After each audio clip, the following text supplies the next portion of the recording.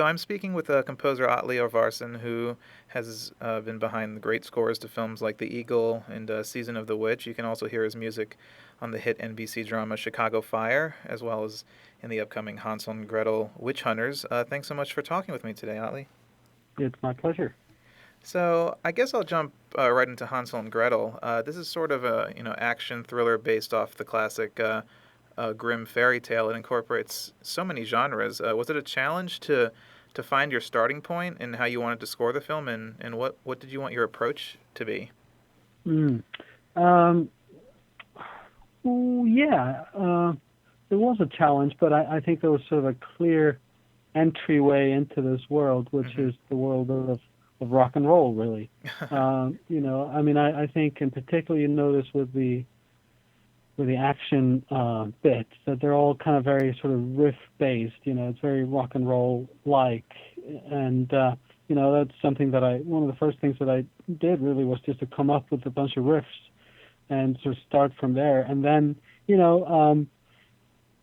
in terms of themes and orchestration, you could say that the rock and roll and even some electronic kind of percussion and synth work is sort of the connection with the modern time or sort of the modern sound of action scoring. But then, there's an added layer to this film, which is the old sort of fairy tale aspect, as you mentioned, and with that, I went much more. That's sort of where the more traditional aspects come in, sort of the themes, the more melodic themes, and the more traditional orchestration ranging from, obviously strings and brass and sort of the more traditional symphonic aspect, but even going back as far as some harpsichord and organs and that kind of thing. And also the film has so many, I think, just distinct little elements such as the setting, kind of the roots in classic storytelling, and characters and the stylized action. When you kind of got this project brought to you, and you were first looking at it kind of with a blank slate, what elements of the film were kind of a major driving force for you inspirationally and creatively? What really spoke to you that really got your creative juices flowing about the film? Well, growing up in Europe, the grim adventures are a big part of your childhood in a way, because it's like those stories were read to me as a child. I think that that just resonated with me on a very kind of deep old level. Mm-hmm. So that clearly was a just a guiding light, I'd say. But then obviously Tommy Wirkola, the director, has taken sort of come up with a new approach, and the story takes place several years after the gingerbread house incident, Mm-hmm. and the characters have evolved a lot. But some key aspects of the drama of the film is were I'd say number one, to kind of do whatever I could do to cement Hansel and Gretel's relationship, and sort of just make you feel like they care about each other, and because without that, the whole premise of the story doesn't really work. Right. They in a way they're the only they only have each other in this world. So that was something that really needed to be cemented. And then I think the idea and the marching orders were always just to make it fun and exciting and very relevant to a modern audience. Right. Which I mean, it's a very very hard kind of gritty look at a classic twist. Um, Even if you're making it fun, are you trying to do you look at characters first before setting and plot, or do you try to like what really makes the sound of your music what it is for this film? Does the characters come first, or does the plot and setting come first? I would say all of the above. I Hmm. feel like you can't really separate the characters from the plot, as it were. Right. But the setting really is, I think in addition to those elements that you mentioned, there's the fairy tale, the supernatural fairy tale aspect, which I think is quite important. And in many ways, the biggest challenge was to marry, industrial rock and roll. I mean, dubstep was even thrown around in some conversations. And but how do you, how do you make that underbelly feel magical? And so Right. I think that was the challenge. And what was it like working with you mentioned director Tommy Wirkola? What kind of feedback did he give you during the process, and how did you work with him throughout it? Well, fortunately, a lot of his feedback was positive. That's always So, good. no, I mean, I think we had a really good relationship, and I think that having a similar background probably helps. We just kind of have a similar taste and similar feel for things, Hmm. and a way to communicate that maybe both being from the northernmost reaches of Europe, kind of probably gives us some sort of cultural background that made it very easy for us to work together. And so now looking at the film, it's a kind of a heavy set action film with a lot of great pieces. So when it comes to action scoring, do you find it challenging trying to work music into heavy sound effects sequences? How does music need to work in balance with the rest of the sound design, to get the proper dramatic effect without tripping over each other?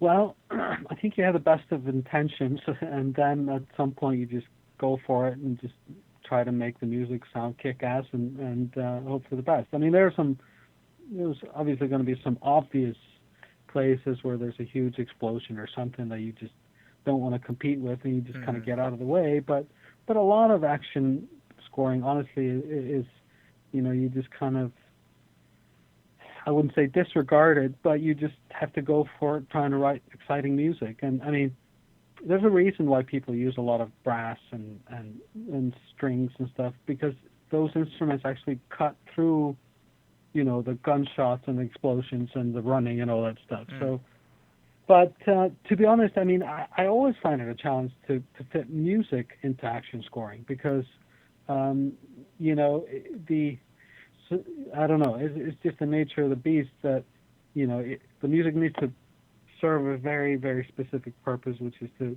just to make you excited. So what I find is crucial is to write music away from the picture. Don't start writing something that you think is cool before you actually start making actual cues. Mm. So do you kind of like toy around with suites and kind of create kind of motifs and themes before Yeah, even attempting it? yeah. I must have written almost a half an hour of suites before I really got into scoring the film. Wow. So when it comes down to the end, do you, as a composer, do you have any say in how your score is mixed into the film, or do you just kind of find out at the premiere? No, typically you'll have some say. I mean, I went to the dub stage for several run throughs of each reel and the final, the picture. And I mean, I at the end of the day, it's film music. It's not music it's the music wasn't written just to to stand on its own. Hmm. It's written to be a part of the film. Although I like to, or I very much try to write something that is enjoyable to listen to on its own. But no, I mean the point that I'm trying to make is that it is a film after all, and in some places it's going to be supportive, in other places hopefully there's some points where it kind of leads and carries the film, and I mean typically um, you know the guys who are dubbing these films are really good. Yeah. They're really good at their jobs, and typically it goes quite smoothly. And that was the case on this, piece. I mean, there'd be occasional comments that I'd had, like, maybe could the music be louder here, or maybe the music is too loud. But at the end of the day, it's about making, a kind of a complete film experience. Hmm. And so I think one of the hats that a film composer has to wear is being a filmmaker and a dramatist. Right. And so you have to kind of not get too invested in or what I'm invested in is making a good movie above all. Of course. And it's always trying to serve the picture. Yeah. And I just thought of this. I don't think I've ever asked a composer this, but how does surround sound affect your composing process? Does it affect it at all, or is music always dedicated to certain channels in the mix? I would say that it affects the composing process much per se. I mean, it's something that I think about all the time, and I work in surround. When I'm writing these scores, I'm playing my samples back in surround. Hmm. I mean, I suppose we typically stay out of the center speaker quite a bit because that's where the dialogue is coming from. Right. And but other than that, it's I suppose maybe the other kind of concern is having something very rhythmic. In big theaters, there's a slight chance of a slight delay between the front speakers and the rear speakers. So maybe you try to kind of have your most important, precise rhythmic stuff in the front. But honestly, other than that, it's just a matter of trying to make things sound as good as possible and sit with the dialogue and the sound effects. Okay.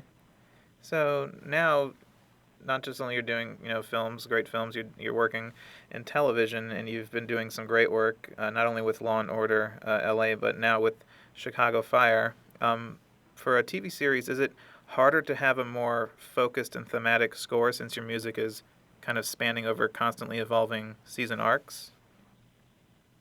Well, it depends on the series. It depends on the show.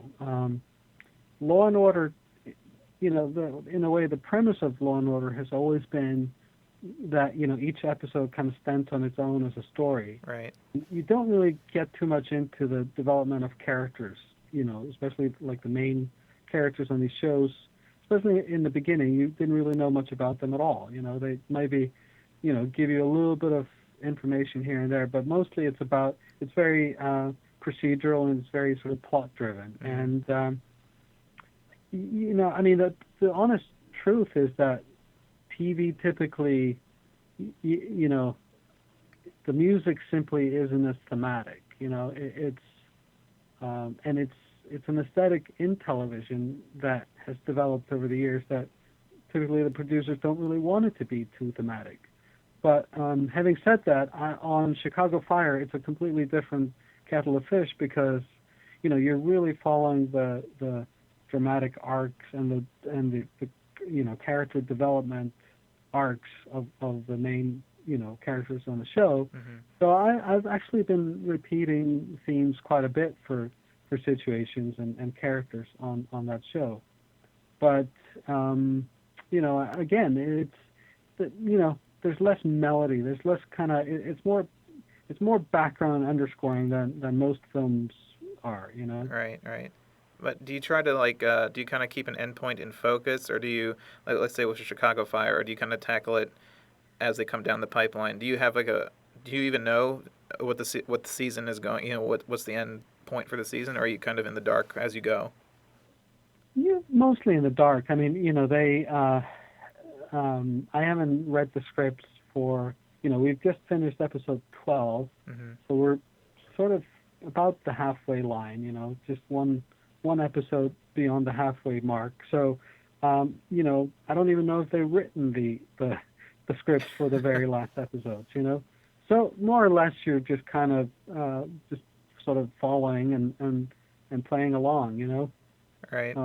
But sooner than later, I'll start getting scripts for the second half of the season, and then I'll probably start looking into what's going to happen.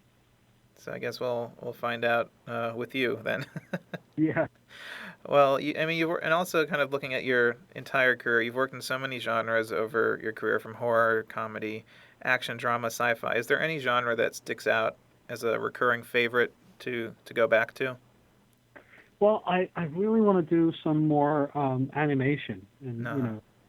and I think it's a genre that my I think my biggest talent is to write a melody, and I think it's a genre that sort of lends itself to that. So I feel like it would be something that I'd be very it's something that I greatly enjoy. Let's put it that way. Right. And then, sort of more human dramas. I really would like to do a bit more of those. But, I do quite like actually jumping from one thing to another. So it's kind of it's one of the things that appeals to me about film music is that you're always, in a way, solving new problems. Yeah. And I mean, I do love, like, one of my favorite scores of yours is The Last Confederate, and I think that's a very uh, beautiful score that you did with character and human drama, and it really reflects that your talent in that music. So I really did enjoy that score. Thank you. And I'm actively pursuing more films like that. I mean, to be honest, it's like I just love to write an old-fashioned tune. Hmm. And there isn't that much room for that in a lot of Hollywood fare. So, but I try to seek them out, and there'll be more coming in the future. Well, I cannot wait to hear what the future holds, and I always, look forward to all of your scores with great anticipation. But thank you so much for your time, Atli. It's always a pleasure to talk to you. Thank you, Kai. Thanks a lot. I appreciate it.